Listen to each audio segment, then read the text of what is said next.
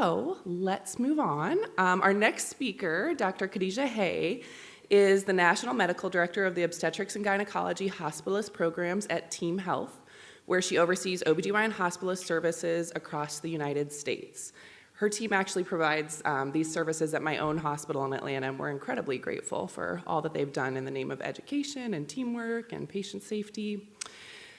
Since joining Team Health in 2012, Dr. Haye has been recognized for her leadership, clinical excellence, and dedication to program development, earning the Women in Leadership Award in 2020. Dr. Haye leads a national team of clinical leaders and has designed robust educational initiatives, including online learning modules and simulation drills for OBGYN hospitalists and certified nurse midwives. Dr. Haye earned her medical degree from Morehouse School of Medicine, completed her OBGYN residency at Emory University, and holds an MBA from the University of Tennessee in Knoxville. So please welcome Dr. Khadeja Haye for the role of OBGYN hospitalist programs and their impact on the evolution of obstetrical care.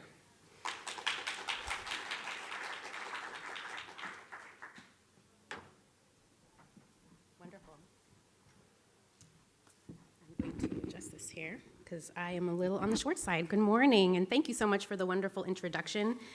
I am really just so pleased to be able to be here and share some information about OBGYN hospitalist programs and truly the impact that they have on obstetrical care. It is, of course, a topic that is near and dear to my heart for many of the reasons that you just shared. In my role, I have the pleasure and the honor of overseeing a number of OBGYN hospitalist programs nationally, and the impact that they have is immeasurable. And so just happy to have the opportunity to share a little bit about what we do and just some of my thoughts around how it can impact the evolution of obstetrical care as we see it. And hopefully I will have an opportunity to leave a little time for questions at the end.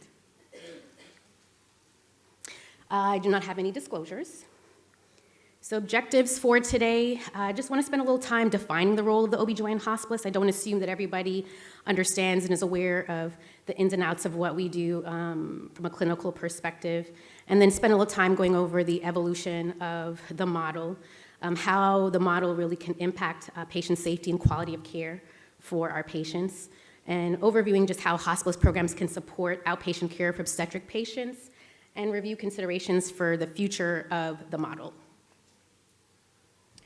So let's start with a little bit about the definition. So many people use the word OBGYN hospitalist, laborist, OB hospitalist sort of interchangeably, but there really is some nuances and differences between each of those roles. So just starting with the on-call obstetrician, this is probably the more common role that many of you are familiar with. This is sort of the typical call model where you may be on call for your practice. You may not be in-house, maybe in-house or expected to take call from home.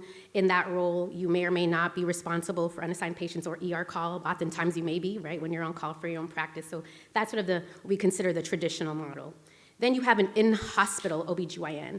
Really the main difference is when a hospital contracts with OBGYNs to provide in-house coverage. That could be as a dedicated OBGYN hospitalist, or that could be community providers that serve in the role in staying in-house to provide in-house care 24/7. Then you have the obstetric hospitalists. So those are OBGYN hospitalists but are specifically focused on obstetrical care. So they do not have any GYN responsibilities, but they only work within the four walls of the hospital, primarily caring for obstetrical patients, whether it's in your triage or obstetric emergency department, antepartum patients, postpartum, labor and delivery, and such. Then you have the OBGYN hospitalist. This is probably the model that most are familiar with. This is the model where we cover both obstetrics and gynecology, primarily gynecology in the emergent setting, so in the main ER, emergency GYN surgeries, once again within the four walls of the hospital. So one key thing to keep in mind is as OBGYN hospitalists, we primarily work in the hospital setting, right? We don't have an outpatient presence. We don't have our own panel of patients as we think about it in a traditional private practice or practice setting. We are there to work within the four walls of the hospital to deal with obstetrical needs of a variety. So we'll talk a little bit about some of the scope a little later on, but just to give you a lay of the land. And then the last one is laborist. Now this term I think is sort of a loosely utilized term that we're trying to sort of evolve away from, because a lot of people use that in place of what really should be called an obstetric hospitalist, because That term laborist sort of implies that we only work on labor and delivery, right? But as obstetric hospitalists, you may cover labor and delivery, you may cover the antepartum unit, triage or OBDs and such. So really we prefer to use the term obstetric hospitalist for those that primarily provide care for pregnant patients. So we think about the evolution of the model, but one way to sort of look at it is really take a step back and understanding what are the limitations of the traditional call model and why the OB hospitalist model sort of came to fruition. So if you think about the traditional model that I mentioned that most of you may be familiar with in a private practice setting, there's often a conflict, right, between your clinical priorities, right, and the balance with unassigned patients, especially for those of you that may have ER call responsibilities while you're on call and also caring for your own patients. It's that sort of competing priority that creates a lot of friction and stress for many of our OB/GYN providers. Coverage of those other private groups, right? So you may have a group on call that's covering the unassigned patients, but if they're coming in and they're covering your patients, it can create some confusion or really competition in the market, right? Especially if you're leaning on someone else to cover your patients for you, but they are part of a competing practice. Oftentimes what we see have been development of resentment over those increasing responsibilities when you're being asked to cover ER call. And then of course the ER call sometimes is compensated and sometimes is not, right? Sometimes you're asked to provide the ER call just because you're a member of the medical staff and it's part of your expectations and obligations. And there are times where maybe it is compensated. And then one of the things that I definitely have seen across the board is when that traditional call model, there's typically an inconsistent evaluation of the obstetrical triage patient, right? So in that typical ER call model, a patient comes in, they may be evaluated by a provider, they don't know them, they're not part of their patient population, they get discharged, and when they bounce back, no one wants to claim them, right? And everybody's like, well, not me, I'm not on call today. And so it's that, ping pong, or what I call the OB triage patient, sort of ping pong, because no one wants to take ownership of that patient, especially if they're high risk or they're unknown to you because they're not part of your practice. So those are some of the limitations that we see in the traditional call model that led to, an evolution of the OB hospitalist program and model over time. So in the pre-2000s, pretty much you saw that standard traditional call model. Many, providers mentioned, concerns around burnout, being overworked, really that issue around having those competing priorities. And then about in 1996, the term hospitalist was first coined. Primarily, we mainly saw that in the hospital medicine space. So our internal medicine counterparts probably were on the forefront of this model, and I consider them probably about 15, 20 years ahead of where we are in the OB/GYN hospitalist model. Then in the early 2000s, we saw Dr. Frigoletto and Green at Harvard actually coined the term hospitalist, but in the terms of OB/GYN, right, or the term laborist sort of evolved. And overall, the purpose of the model was to improve safety, reduce fatigue, and better enable physicians to address those obstetrical emergencies that often occur on labor and delivery. Then in the mid-2000s, we saw many programs, sort of pilot programs starting up, oftentimes in larger hospital settings, and primarily the goal was to address C-section rates. Then we look at around 2010 to 2012 is where we really saw many of the hospitalist programs sort of taking off in an evolution of the model, starting to become more standard in place in a variety of different hospital settings.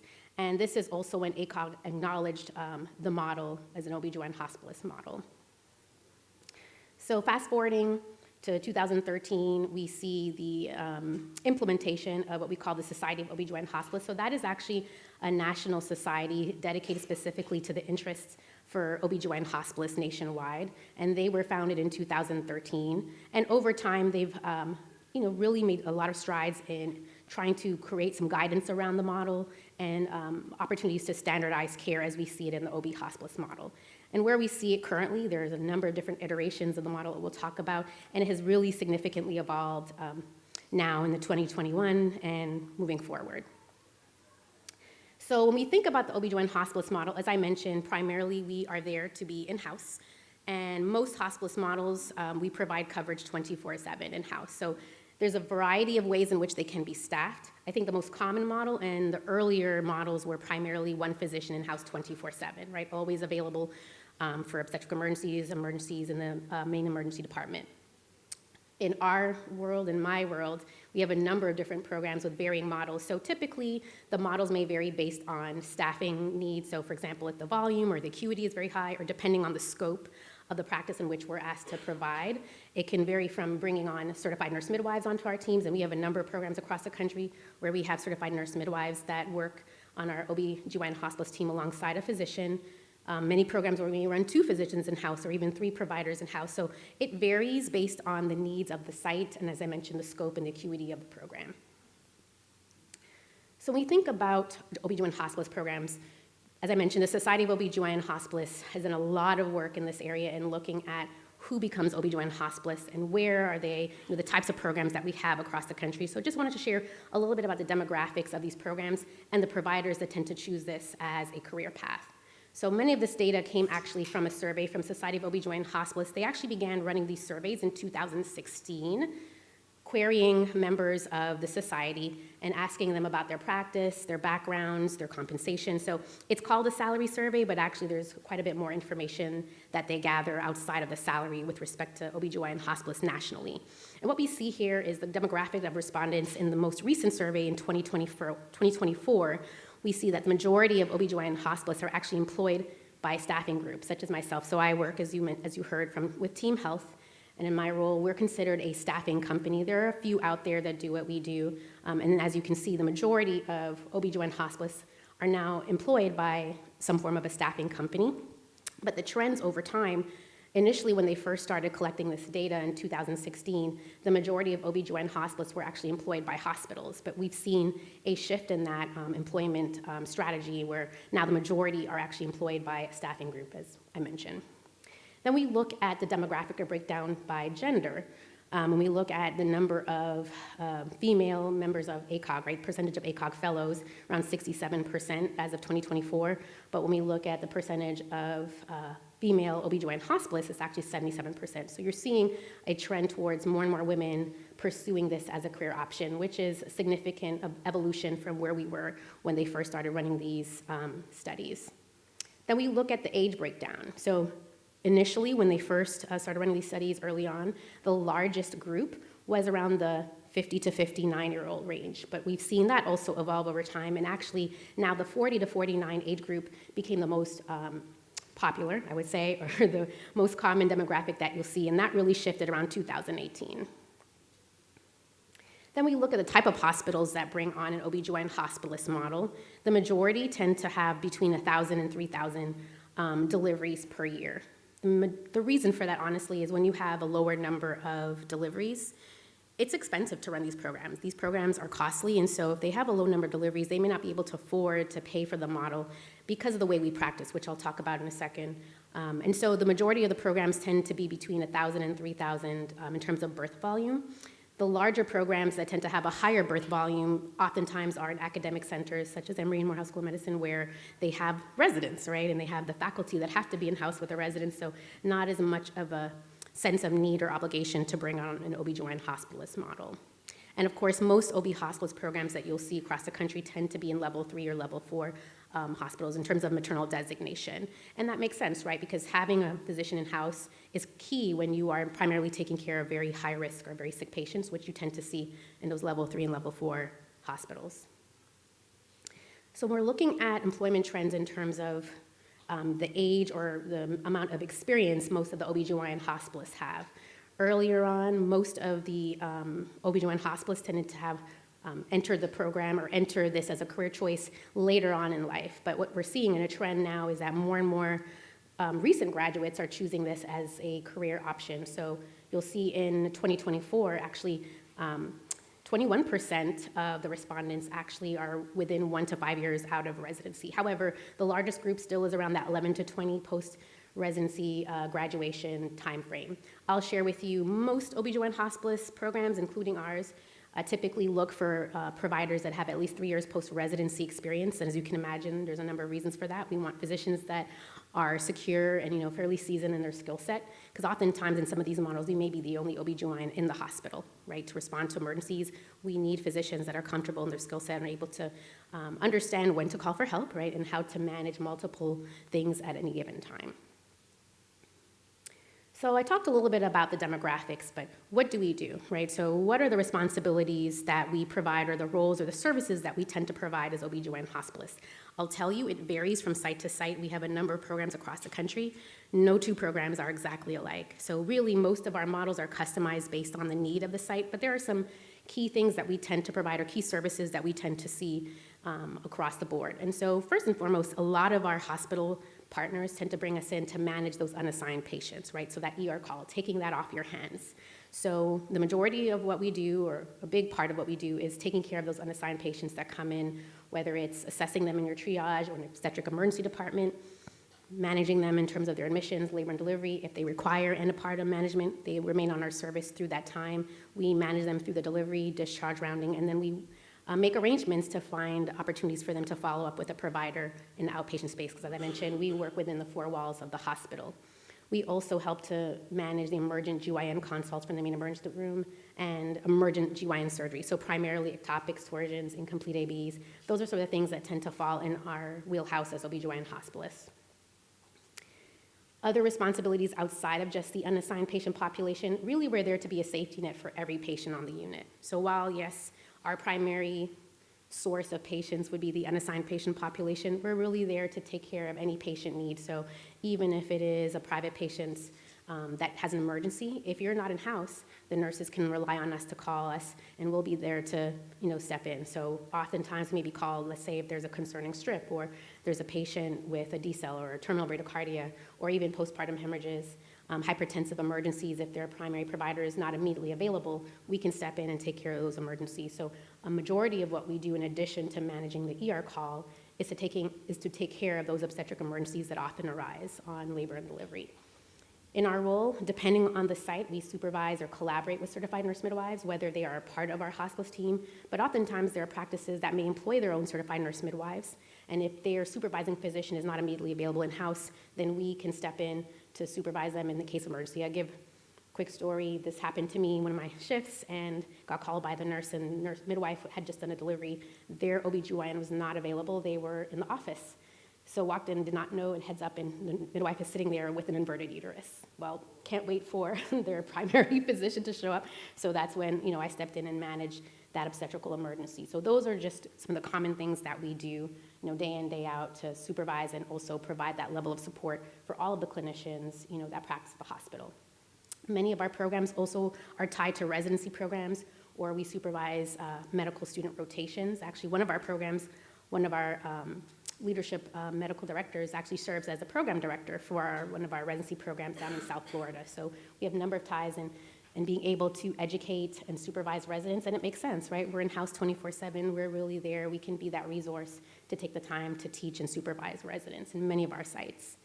We assist on C-sections with the community providers, so that is something that many of the community providers utilize us for quite often, especially, right, if you have that 3-peat or 4-peat with a BMI of 60, you don't want the scrub tech, right, assisting you. You want someone who has, more experienced hands to be able to assist you in the OR. So that's a lot of what we do. Collaborating with the community providers. So if they're in the office and let's say they need internal monitors placed and the nurse is having trouble tracing a patient, they can call us. We'll go in, AROM, place internal monitors, be those eyes and ears on the unit for them until they're able to come back and assume care of their patient. So there's so much more that goes into, what we do day in, day out. I think the misconception is that, we see a few patients in the day, then we sleep all night, we leave our shift, fully refreshed, ready to pick up our check every 2 weeks, right? Like, great, that's it. And that's all we do, shift and day out. And to be very honest, we are really the ones at the front lines in managing all of those obstetrical emergencies and really being those eyes and ears and really shoulder to shoulder with your nurses that are taking care of, right, managing the laboring patients throughout while you may be in the office or in the OR, with your scheduled GYN cases or, at home just trying to get some rest yourself. We're really there to be that support on the unit, not just for your patients, but for you all to have some work-life balance as well. And I think that's one of the areas that sometimes are often missed in terms of our role and what we bring to the table in the model. Outside of all of that, of course, drills and simulations, I'd be remiss if I didn't speak about that. And as you shared in my intro, that's a big part of what we do here at Team Health. We've developed our own standard drills and simulations that come with standard didactics. We can give CME, you can get Part 4 credit Part 4 credit with ABOG for your maintenance of certification, or CC now as they call it. So all of those things are part of what we offer outside of just the clinical coverage practice. So just something to kind of set the tone in terms of the why, right? And why people may tend to lean on having an OB/GYN hospitalist model at their facility. So switching gears a little bit, we've talked about what we do, we talked about the evolution of the model, we talked about how we service the hospital, the patients, the community, but what are the outcomes, right? So what is the benefit of us being there, and what do you see in terms of your patients from an outcome perspective?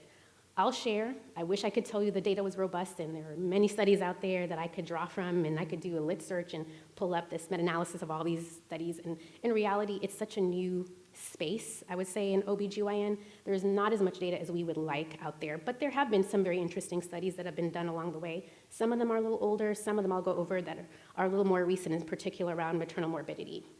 So there was this study that was done, I believe this one was published back in 2015, very early on, where they looked at a hospital that initially was staffed by private physicians. So they looked at a tertiary care hospital, and they did a retrospective review, chart review, over a 5-year period, and they broke it down in 3 different time periods. So period number 1 was the traditional call model that I mentioned. Period 2 was when they had in-house call, but the in-house call was provided by the community providers, right? So all of you that are in private practice being paid, or maybe not, to be in-house to care for those obstetrical emergencies, and maybe also having the responsibility of caring for your own patients, right, during that time. So that was period 2. So the sort of a hybrid model is what we call it.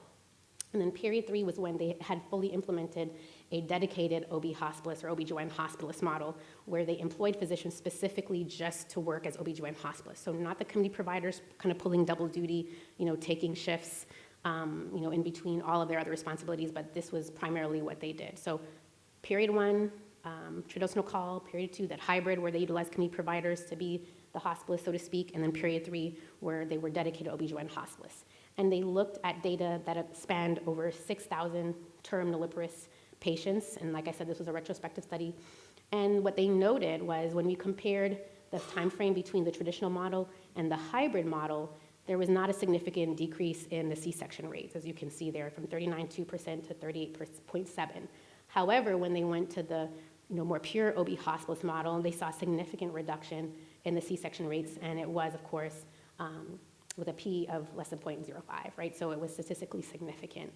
And overall, that held true whether they compared it to the traditional model or even the hybrid model. It still remained a statistically significant difference. I bring this up because I see this all the time, where maybe there are hospitals leaning on their community providers to be that in-house presence and serve as OB/GYN hospitalists. And the misconception is that you have the same outcomes and same benefit as having a more traditional OB/GYN hospitalist model. But when you think about what you all are asked to do, especially if you run or managing a private practice, you're having to see patients in the office, then you're taking call, you have your scheduled GYN cases, right? You have your scheduled C-sections, you have so many different competing priorities. If you're then asked to now stay in-house and take call, when that nurse calls you at 3 a.m., your response is just not gonna be the same. And it's not a knock, it's just self-preservation, right? If you know, okay, I have a full office the next day, I have things to do, your response, you're going to see those patients or maybe make certain decisions are going to be impacted by just the nature of your practice. As OB/GYN hospitalists, we remove a lot of those barriers and competing priorities where that is our focus, this is our full-time job. And so you do see that, right, in terms of the outcomes, especially around C-section rates, which is what this data showed. So I think this is just going to show that when you have a dedicated OB/GYN hospitalist model, it really does have an impact on C-section rates, and it makes sense, right, in terms of the fact that we may be more patient in laboring a patient or giving more time and all of those things. So just one thing to consider. Then we look at the OB hospitalist model in terms of the impact on various different quality metrics. There have been a few studies that looked at this. Primarily, one looked at TOLAC rates, and that when you looked at programs that had an OB/GYN hospitalist model, they tended to have higher TOLAC rates compared to those hospitals that did not, right? And it makes sense. Once again, we're there, we're present. So even if you yourself have a patient that wants a trial of labor after a C-section, you can lean on the OB/GYN hospitalist to be that in-house presence for you while you're in the office, right? So you're not having to come pull yourself between 2 hospitals or have to stay in-house, cancel office because now your patient's 6 centimeters in an active labor. So those are some of the reasons why you see some of those benefits. And so, this is some interesting data, but one study that I really found very interesting, this actually was just recently published, 2023. And this was actually done by several members of the Society of OBGYN Hospitalists, where they looked at the impact of OBGYN hospitalist models on severe maternal morbidity. And what they did is they took that US Today study that was published back in 2019, I believe, where they actually published the severe maternal morbidity rates of all of the hospitals within 13 states, and they specifically looked at hospitals that had at least 500 deliveries or more per year. And I think it was about 820 hospitals that they published this data for. This study actually contacted most of those hospitals, but in the end, they received responses from 520 hospitals, as I mentioned, across 13 states. And they broke them out into 3 different categories. Those hospitals that did not have 24/7 coverage, right? So traditional call model, that's what they had. They didn't have a presence in-house 24/7. Then the second category was hospitals that had 24/7 coverage in-house, but using non-OBGYN hospitalists, so utilizing community providers to lean on them as the coverage or the presence in-house 24/7. And then the third group were hospitals that primarily used OBGYN hospitalists, dedicated OBGYN hospitalists for their in-house coverage. And it roughly was about 56.8% of those hospitals had 24/7 in-house coverage, and of those 45.6 utilized OBGYN hospitalists, so dedicated OB hospitalist program. And what it highlighted was a benefit, or right, what you see when you look at those programs comparing where they had 24/7 hospitalist coverage versus 24/7 non-hospitalist coverage across the board. We saw a reduction in in severe maternal morbidity at those hospitals that had 24/7 hospitalist coverage compared to those that used a hybrid model or even the traditional call model. And that applied across all mothers, but also across the low-income mothers. So a significant impact, right, in having that dedicated model where that in-house presence 24/7 really had an impact in those maternal morbidity rates for those particular facilities. So I thought this was very interesting because this is a topic that, of course, is of great importance now, especially around when we're looking at health disparities in outcomes for our patient population, right? In particular, it showed even the low-income mothers had a significant benefit in having OBGYN hospitalists, a dedicated program in-house 24/7. So what we do, many of these programs oftentimes are considered an investment, right, in terms of quality and safety for patients. We know that it can reduce liability for many of our clients. Actually, most of our clients, when we've queried them, they've noted that within the first year of implementing our programs, they were able to not only reduce their liability fees, but they were also able to reduce their liability in terms of their reserves that they have to carry every year for those particular obstetrical outcomes. So it also has a benefit from, of course, a malpractice perspective for the hospitals, but also for community providers that work in hospitals that have an OBGYN hospitalist program. They also will notice a reduction in their premiums or when they go back and if they let their carriers know that they are now working at a hospital that has an OB hospitalist model. So how we can support outpatient services. So I mentioned this before, and one of the key areas I think to keep in mind is we are really there to be that point of contact for emergency GYN consults, right? So when you are no longer having to be the one that gets called from the ER for those questions about what to do with this, 12-week patient has a UTI, can I give her macrobid? What are those questions that, you tend to get all the time? We actually are the ones that can field a lot of those questions, and you all are not, as community providers are not having to be burdened with those questions from the emergency room. Attending to emergent GYN surgeries, that, as I mentioned before, especially for the unassigned patients that come in, ectopic stores and incomplete ABs, we are really that frontline clinician that can manage that. Assisting on GYN surgery, so while we may not assist on your scheduled cases, oftentimes if there's an emergency and you have an emergent ectopic yourself with one of your patients, leaning on the OBGYN hospitalist to come and assist you in those cases. But the key thing here I want to point out is now it allows the community providers to remain in the office, right, to manage their own patients and not constantly get interrupted with phone calls or having to leave in the middle of their day to go attend to these emergencies for the unassigned patient population. So I think that's a real win in terms of the benefit for the outpatient practice, and we see that in the obstetric side as well. So with having us present, once again, you're able to remain in your office, see your prenatal panel of patients, which then, we've had a number of clients remarked to us that allowed them to actually accept more obstetrical patients into the panel because their providers had more room to be able to see patients knowing that they can lean on the OB hospitalist to take care of those things in the hospital setting and they not have to get stretched and pulled between 2 different locations. One of the areas I wanted to talk about a little bit is the obstetric emergency department. How many of you are familiar with this concept?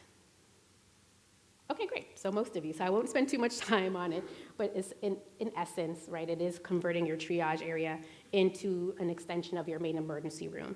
And if you think about it, the traditional triage is really the only place in a hospital where a patient could come in, get assessed by a nurse, and never get seen by a provider before they're discharged home. Only place in the hospital. And so an OBED creates an opportunity where now every patient, pregnant patient that comes through your triage gets an assessment by a provider. That can be a physician, or in some cases, if we have certified nurse midwives, a nurse midwife. And it allows, in our experience, decrease in throughput for those patients, right? Because you're not waiting to have the phone call from the community provider. We're right there. We're able to see those patients more efficiently and expeditiously. So we get a lot of comments from nurses, right, appreciating the fact that there's now a physician side by side with them, so it's not just relying on their eyes and ears. So it really helps to improve nursing satisfaction as well in having or implementing an OBED. And of course, it does help to impact outcomes, right? So maybe there are times where a nurse may miss those subtle aids, but having another set of eyes, that physician or nurse midwife reviewing a strip before a patient goes home, assessing the patient, may make a different call. One of the other areas I won't spend too much time on today, but there is a potential increase or benefit from a facility revenue perspective, right? There's a difference in how hospitals can bill for those visits when it's considered triage versus an obstetric emergency department. One of the requirements to have an OBED is to have that in-house 24/7 presence. So part of our role, right, is to be that OBED provider, but the fact that we're there allows hospitals to be able to implement this model as well. So a number of benefits to this, and one of the reasons or one of the benefits of having an OB hospitalist model is, of course, being able to assess all those patients. Now, you don't have to convert your triage to an OBED to get the benefit of having the hospitalist team there. We can still assess those patients for you, even if it's in a triage setting. It's just a different requirement that comes into place, of course, when you license it as an extension of your main emergency room. One of the areas I've touched on, but I want to spend a little more time on, is call coverage. So we've talked about the fact that the hospitalist being in on the units can, of course, assess your patients, but one of the other benefits is you can sign out to the hospitalist team. So we have a number of sites where that is heavily used and is very popular, where the community providers may choose to sign out to the OBGyn hospitalist, whether it's for an evening or for a weekend, so it allows them to have dedicated time off where they don't have any clinical responsibilities and lean on knowing that you have a seasoned, knowledgeable OBGYN in the hospital caring for your patients. And so we don't cover, patient phone calls. We're not there to cover your office, but anything within the four walls of the hospital, right, patients that show up, even if you have an induction that you've started, we can continue. All of those things, we're there to manage your patients on your behalf. So we've talked a little bit about the evolution of the model, what we do, the types of patients or hospitals that tend to utilize OBGYN hospitalist programs, but now I want to spend a little time talking about where do we think this is headed, right, and why do we think this really is a key aspect of looking at the future of obstetrical care, in the United States in particular. So we think about in the US, right, and we realize that currently for about 46,000 active OBGYNs in the United States, when we look at workforce trend projections, we know that the OBGYN physician pool is expected to decrease by 7% by 2030. However, the demand and the need for OBGYNs will increase by 4%. That's a 12% swing, right? That's a 12% deficit in terms of being able to meet the needs within our country around the need for obstetrical care. Conversely, interestingly, and not surprisingly, the supply of certified nurse midwives and nurse practitioners will actually outpace their need for those services. And so we know, which is great, and we can lean on our APC counterparts to help bridge the gap, but obviously they can't do it all, right? There's a number of things and scope and things that they are not able to do that we can do as physicians. So while their uptick in having more and more certified nurse midwives and nurse practitioners, I think, is part of the solution, it's not the only part, right? We need more physicians to be able to cover those, especially high-risk services or surgical needs for our obstetrical patient population. One of the other things we see, of course, is the overall shortage of OBGYNs will increase by will be up to 15,000 by 2050. So what that is just demonstrating is while initially the projections went out to 2030, when we're looking ahead even further, it's not getting any better, right? We're still gonna be faced with this physician shortage. Then we look at access to obstetrical care. This is something we're seeing quite often, and it's in the news a lot more now. but we look at just trends between 2010 and 2022. When we look at the number of hospitals that had actually shut down their hospital or L&D units, it's 537 hospitals that got rid of their hospital units in that time frame, and only 138 that opened L&D units. That's about almost a 300 deficit in terms of hospitals that now are able to provide obstetrical care. Rural hospitals accounted for at least 200 of those closures. So what we're seeing is that hospitals without OB services rose to 52.4%, and overall in urban hospitals around 35.7% in 2022. That's significant. As of 2022, only 57% of labor hospitals, acute care hospitals, and OB/GYN specialty hospitals had an open labor and delivery unit.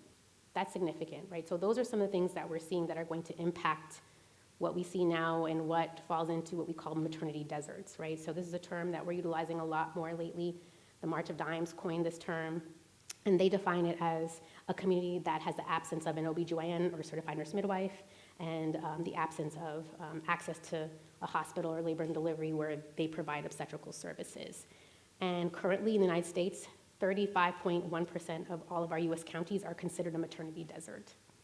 That's more than a third. That's significant and scary, frankly. And of course, no surprise, 6 out of 10 of those rural or maternity deserts are in rural communities, right? Which accounts for about 2.3 million women of reproductive age. That's a lot. And so in our state, right, we see this as well. 34.6% of our counties in Georgia are considered a maternity desert. So I do think when we're thinking about the OB/GYN hospice model, this is going to be part of the solution, the conversation that we need to have around how we can better address these issues around access of care. One of the ways in which we see this and things that we've tried to implement, of course, is just that inpatient presence to provide care for those patients that may not have access to a provider in the outpatient space. So many of our patients that we see as OB/GYN hospice may not have had any prenatal care, right? That's actually quite a few of our patients that we see in a number of our hospitals because of the access to care, but at least when they do come in, they're going to be seen by, a well-trained OB/GYN that understands their needs, that has the time to assess what's going on and maybe at least fill in the gap as best as possible. But because they don't have a doctor established in the outpatient space, they don't know where to go, right? When it comes time for delivery, at least with the OB/GYN hospice model, there's a dedicated physician there to care for them and provide that level of care that they really do deserve, even if they don't have insurance or don't have access to an OB/GYN in the outpatient space. One of the other things we do as OB/GYN hospice is try to plug them in with prenatal care. So we spend time with social services to try to find ways in which to plug them in and get them access to prenatal care. So we're not just telling them, hey, just come back when you're ready. We really try to go above and beyond to try to find ways to plug them in, whether it's an FQHC, health department, or with some of our community providers to provide that prenatal care. And speaking of FQHCs, that is another approach that we've taken at some of our sites to help bridge that gap. So I'll give an example. One of our sites up actually in New Jersey, there was a federally qualified health center that lost almost all of their OB/GYN physicians. They had one left, and they only had midwives left in the clinic. So of course, that one physician can't meet the needs of all the deliveries that are coming out of that FQHC. So we partnered with them to be that in-house presence to take all of their patients that required inpatient care. So found ways in which to ensure that we had access to their prenatal records, right? If they needed to schedule C-section, care coordination to make sure that it was seamless when the patient showed up and schedule their C-sections. And of course, seamless in terms of referring them back to the FQHC for their outpatient care. That's one way to bridge the gap. As you know very well, many rural areas may have these centers or maybe just one OB/GYN out there in a community. That's tough business, right? That's tough to really maintain having that OB/GYN hospice presence as the bridge to be able to support those services so that those that are in the community able to provide the care are better able to just focus on that outpatient care and knowing that they have a safe place to refer their patients for their delivery and their inpatient care. And so as I mentioned, many times in rural areas, there may be that one solo provider. It's hard to keep that provider in the community, right? And especially if they were there, let's say on a grant or something that pays back their loan repayment. When that time is up, the first thing they're trying to do is find their the fastest way to an urban area out of that rural community, and they lose those positions. Why? It's hard. It's hard to be the only doctor in town for a 50-mile radius, especially you're on call 24/7, right? So having that OB hospice model, and we have a site actually in rural area in Delaware, where that very case, that by having us there and our presence, we were actually able to partner with the hospital, help them to recruit a panel of 4 physicians back to their area because they know that they didn't have to be on call 24/7, or even Q4, right, was not popular even these days. They know they can rely on the OB hospice team to be the in-house presence, so they still have a life, but now they're able to take care of those patients in the community that so desperately need it. So these are just different ways in which, we've already started to implement some of, innovative strategies to address the access of care. So I talked about some of these as well, but I did want to spend a little time around just the health disparities, right? So we understand the disparities that exist, whether it's by, socioeconomic factors, race, and a number of different factors that lend to certain disparities. I think one of the key ways in which OBGyn hospitalist models or programs are able to help to address that is the standardization of care, right? Part of the benefit of having us is we're one team, we practice similarly, right? We have certain standards and protocols, which of course are according to ACOG guidelines and standards, so we're not reinventing the wheel, but it's a little more easy to implement a standard approach to caring for those patients when we're all, on one team and on one practice, caring for all of these, not just the unassigned patients, but every patient on the unit, right, as that safety net. So it helps when we are able to standardize care, helps to mitigate some of the impact that we see and bridge the gap, right, or close the gap, around those health disparities. So just one of the areas that we spend a lot of time, and me personally, a lot of work in looking at different health equity and health disparity opportunities. And one of the things that we've developed around education is a required module that we initially released in 2022 around health disparities in obstetrical care. And actually all of our clinicians, physicians, midwives alike, were required to complete that training. And we re-release it every few years because we understand the importance, and part of addressing it is just having awareness, right? Just being aware that those disparities exist, and in what ways they can show up and how we can address that. So that is also part of our role, right, as OBGyn hospitalist programs, in addition to caring for patients, but of course bringing awareness around very important topics, especially around health disparities. So we've talked about the importance of OBGyn hospitalist models. We've talked about why we're so great and wonderful and all the wonderful outcomes we tend to have. So everybody needs to have one, right? And everybody's just clamoring, to get an OB hospitalist program. So what are the barriers, right? Why don't we have OB hospitalist programs across every hospital? I'll be very honest, the number one reason is cost, right? Physicians, while we are very altruistic, we do not work for free. And when we look at the cost of our programs, 85% of the cost of our programs really is to compensate our physicians. And we very much believe in that very truly, because if we have quality physicians, we believe they should be compensated fairly, but that is, very expensive. And so that sometimes can be a barrier to the programs around being able to implement them. But we work through that with various clients to see where we can find opportunities to help to mitigate the costs in terms of, opportunities for revenue. Of course, the other area where sometimes there are barriers is community support. If the community physicians are not in support of having an OB hospitalist program, many hospitalists or hospital leadership will be reticent to bring that program on. So part of the reason I wanted to have this conversation, have the opportunity to speak to you all today, is really to express and make sure that everyone understands, how we can benefit, all of our patients and benefit you as clinicians by having a program. Because I think really understanding some of the misconceptions around what we do helps to break down some of those barriers and maybe the resistance that some hospitals or community providers may have in bringing on an OB hospitalist program to their facility. So some things just wanted to point out around where do we go from here, right? So we talked about the evolution of the model. I think the model is going to have to continue to evolve even further.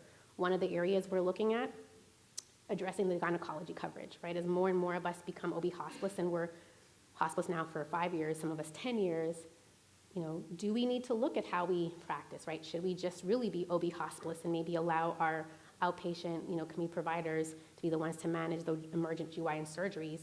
Then in turn, we take on more of your obstetrical responsibilities by managing patients on the unit, and maybe all. That is a model that we're really beginning to see, gain a little more traction and a focus on, especially with a number of our hospital clients looking at bringing on the model. It gives the community providers more work-life balance if all they have to focus on is maybe that occasional emergent GYN surgery, while we are there to manage all of the patients on labor and delivery and give them back some of their time as well in the office. Telehealth services, right? How we support our rural communities and really finding innovative ways as OBGyn hospitalists to lean in and support some of the gaps in access of care that I mentioned. And in particular, one of the areas of focus for me as a national medical director is seeing how we can better support our rural communities. It's a real concern of mine. It's one of those things that keep me up at night. How do we take care of those patients that really, really need us? And so I can't say I have all the answers today, but I can just share that that's one of the areas of focus that I'm really looking to lean into and see what can we do and how can we evolve from a strategic perspective to bring that level of care and service. So just some key takeaways, just in summary, of course, the OB/GYN hospitalist model, it is continuing to evolve. It has changed so much over the years, and it's going to continue to change, which is great, because as our patient needs evolve, we need to be able to change and evolve with that. Our hospitalist programs and our hospitalist physicians really have become very specialized, right, in managing obstetrical emergencies. I think initially we were sort of the catch-all, but what we're recognizing and realizing is we are really very highly specialized in being able to manage those very key emergencies that maybe don't happen very often, but because we're there all the time, we see it more often than most, and so we become more proficient and efficient in managing those patients. And of course, the hospitalist model, I do believe, can continue to improve and impact quality of care and patient outcomes for all of our patients. And not last, but certainly not least, work-life balance, right? As I mentioned, it benefits our clinicians and our work-life balance, but it benefits our community providers in giving them some free time and alleviating some of the competing priorities that they face. So I do think that as we look ahead, the key thing is to realize that we need to be innovative. We need to have different strategies around how we provide the care, and realizing that the OB/GYN hospitalist model really needs to be a key part of those solutions that we try to implement moving forward, and especially around access to care for our obstetrical patients. And that's it for today. Thank you for having me.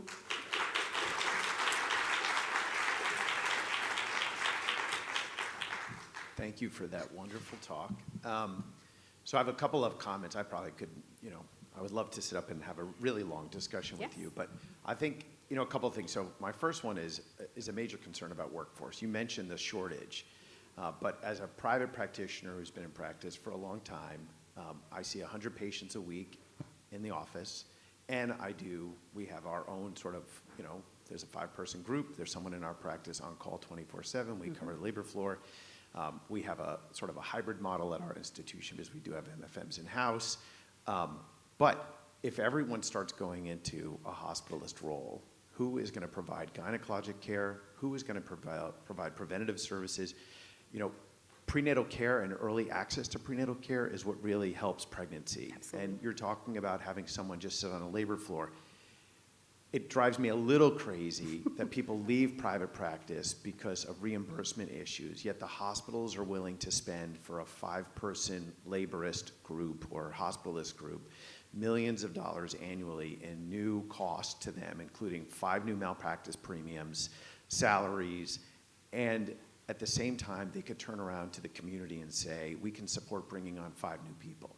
You mentioned going to a rural area where they can't recruit someone for the community, but somehow they figured out how to recruit 5 people to a hospitalist job. Mm-hmm. Again, it's the same idea. Where are we investing our money? And we're investing it on the labor floor, which I appreciate, but we are missing out on the fact that we need to provide the care to patients long before they make it to the labor floor. And finally, like on a work-life balance, I would argue that the private groups, compared to our university faculty, I think our private groups are a much happier group of people because we understand work-life balance. We take days off. We go to our kids' plays. We have total control over our schedules, which not everyone does. And I think as we've moved to more hospital-owned practices and listen to administrators tell us how to live our lives is where we've lost that work-life balance. And I would argue we need to get back to owning our practices and being in charge of our schedules. So I'm not against the hospitalist thing. I lose sleep at night. You lose sleep over rural. I do too. I lose sleep because I don't know who's going to provide care when everyone is just sitting in the hospital waiting for patients to show up. And then my last little thing is, I went into OB because of the relationships we build with patients. And at the end of the day, for my last 25 years in practice, the thing that makes me the happiest is being a part of someone's antenatal care, going to the hospital, being with them at part of journey, and then watching them over the next 20 years, seeing their kids grow up. Those relationships are priceless and invaluable to what keeps me happy in doing OBGYN. And I worry that our newer, younger people who are going straight into hospitalists are losing out on one of the most wonderful parts of being a physician is that relationship you will build with patients. So I'm not opposed to any of this. I don't want you to think but I think we're losing out on what drives people to go into medicine, which is helping people, and you get a part of that, but I think you lose out on what makes OBGYN such a special field, is watching people throughout their careers, throughout their lifetimes. Sure. Thanks. Yeah, absolutely. Appreciate that comment, and I don't know if there was a question, but I think maybe just to speak to that, in reality, you're right, we can't have everybody become OBGYN hospitalists, and that's certainly not the goal, right? We need people who are willing to be in the outpatient space, taking care of patients, delivering that, prenatal care. Part of our goal with our model is to support you being able to do that, right? And to not burn out by doing that, because we do need patients to have access to early prenatal care, all of those things that you mentioned, right? Being able to take care of those patients, whether they need GYN surgery, whether they need their prenatal care, or even care outside the hospital, right? If we take care of those patients with preeclampsia with severe features, they need somewhere to go, right, to make sure to manage that, because we know what risks come with that. So all of those things are true. I think what I'm really sharing is this is a model that helps support that. It's one piece of the puzzle. It's not the only part of the solution, but what we're seeing is more and more physicians are not wanting the Q5 call. More and more physicians want to know that when they're off, they're really off, right? And before I became an OBGYN hospitalist, I had the pleasure of working at Emory in the private practice division at Emory Midtown. Used to be Crawford Long when I was there, and I know what that life is like, right? And I've seen the difference. And it's not a matter of taking away from what you all bring to the table. We need you too, right? This is really an opportunity to make sure that we're all maximizing our abilities and our experience. And so if you do, outpatient service really well and know that you have a seasoned physician in-house, right, in the hospital that can help to support you, then you can stay in the office, right, and not wondering, okay, goodness, okay, they just called me from the hospital, but I have 20 more patients to see, or 10, whatever part of the day it is, and now I have to leave to go take care of that patient that's laboring. And while, yes, you may have a counterpart or a partner that's on call, so you're not leaving, but then that's one less doctor that's in the office, right? That could be seeing more patients in your clinic. So it's really meant to be an adjunct and a support. It's not meant to take away, and I think it's just, like I said, one part of the overall solution. Teresa Bird, WellStar Program Director, and I have a comment and then a question along the same lines. I just wonder, in conversations at the board at ABOG this past year with the exam coming up, and in conversations at the CREAG Council and with the ACGME and RC recently, the question came up about, like, are we tracking too much into different specialties and subspecialties? And are we truly training people? Because what we're seeing happen is people are becoming OB hospitalists. People are becoming GYN oncologists and REI.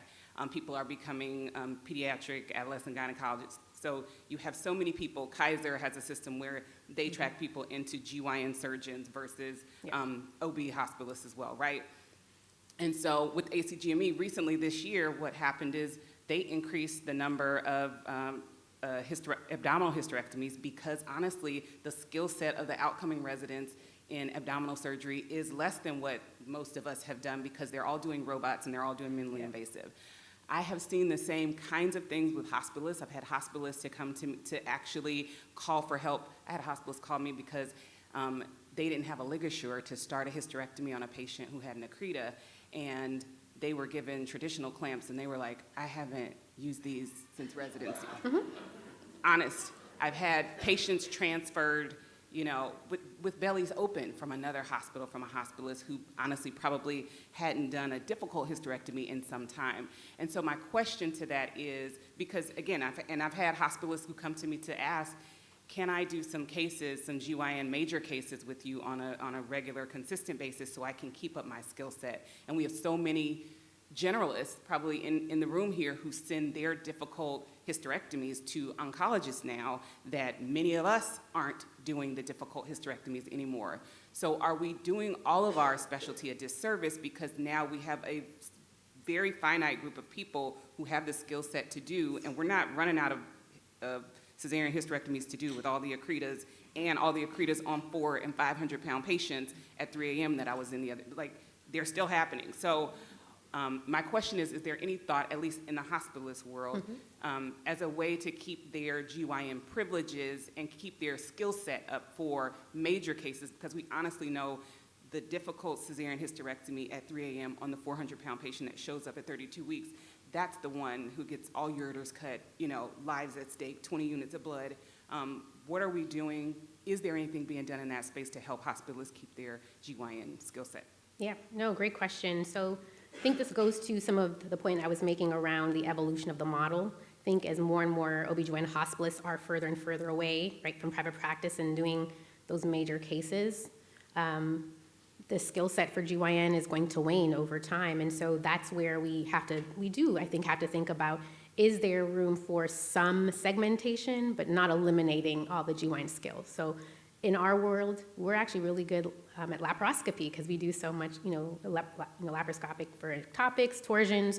So I think everybody starts to become specialized in their area. And to speak to your point around the lack of skill, even for new grads, I think part of the reason we see that is we've done such a good job in developing wonderful medical management. There just aren't as many cases around as there used to be, even when I trained. And so by the nature of that, you're just going to see less cases. I don't think it's all on the OB hospitalists, right, that we created this dynamic. I think this is more in response to the fact that this is really, truly a wave of what's coming and that there just aren't going to be as many cases around to train all of the OBGYNs out there to become proficient gynecologic surgeons. And so this is an opportunity to help support that. But one of the things we do at some of our sites, absolutely, we have the opportunity where if hospitalists want to come in on a day when they're not working as a hospitalist to scrub in and do elective GYN cases, we've made accommodations to some of our sites, even the one where I work clinically, we've done that. I just think even there, that's not enough to say that it can maintain your skill, right? Because we're not doing that every week. Like I used to do 3 majors a week back in, the old days. That's not realistic even for the hospitals, even if they were to scrub in with a community provider. So I think there is going to have to be some opening of our minds to adjusting the way we practice down the road, just because there just isn't enough experience out there, to train. Even if everybody went into private practice, there just wouldn't be enough there. So this is just really a way to address that, to be very honest. Hi, Sandra Brooks, CEO of FACOG. I really appreciated your review. My prior life, I was the chief medical officer for a women's and children's hospital, and we had worked with a hospitalist group. And I think your point of what I took from you, which I think we may want to think about, is a large percentage of your folks have been out for at least 10 years. That you really focus on not only taking care of unassigned patients, but also serving as a bridge. Correct. And that there's some benefits in terms of malpractice reduction. And I will say the counterbalance to the concern we have about the fragmentation is that the reality is that the malpractice for those hospitals that are doing a fair number of deliveries, if you're doing 5,000, 8,000 deliveries, you're going to have a couple of bad situations that are then going to pay for the whole thing, right? And so if there are ways in which you recognize that some of what you're taking, some of the reason that you exist is because not every practice takes Medicaid, and you also have patients who are undocumented or perhaps have not been in care, and that's not necessarily going to change in the next 5 years. Correct.